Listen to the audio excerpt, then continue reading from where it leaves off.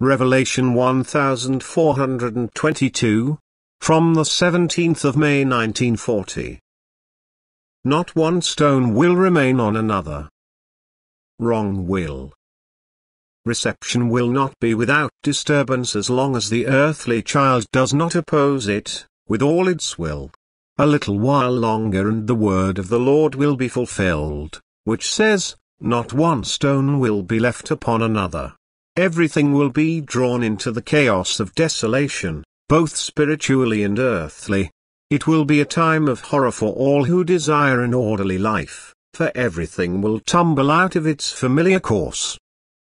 And whoever is still unawakened in spirit, whoever has not recognized that only the peace that comes from above can bring true peace, will be burdened by the hustle and bustle of the world. It will inhibit him and depress him. And yet this time of suffering and mental pressure is determined since eternity. It is the only possibility for the transformation of wrong thinking. And therefore the human will alone is the cause that this plight is alleviated, or comes to an end. He only needs to give himself away, and the oppressive misery will be removed, because what man has conjured up by his wrong will change immediately, if this wrong will is recognized and changed to the best of his ability. Man's soul will certainly not thank his will one day that it first considered the body and let the soul starve. And this was the wrongful will of man, who did not recognize that the soul should first be thought of, before the body comes to its right. And this wrong will is now the cause of all the tribulations of the time. Therefore, the cause must be recognized and then the will must become active to remedy the spiritual distress. It must try to make up for what it has caused up to now. He must enter into divine union through conscious striving for God.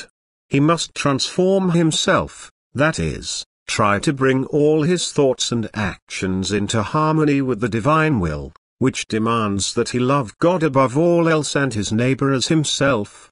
If he observes this commandment, his spirit will also be awakened, and he will clearly recognize the purpose and also the blessing of the suffering that has affected the world and also himself.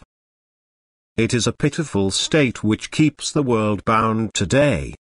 The wrong will appears so strongly, and still only few recognize its cause, and therefore the misery also cannot leave them until the actual purpose is reached of bringing the people to a different mindset. And therefore the coming time will still bring much misery over mankind, because the eternal divinity does not want to leave it to its self-chosen fate. And the efforts of all helpers willing to serve, are exceedingly great to shorten this dreadful time by trying to influence man's thinking.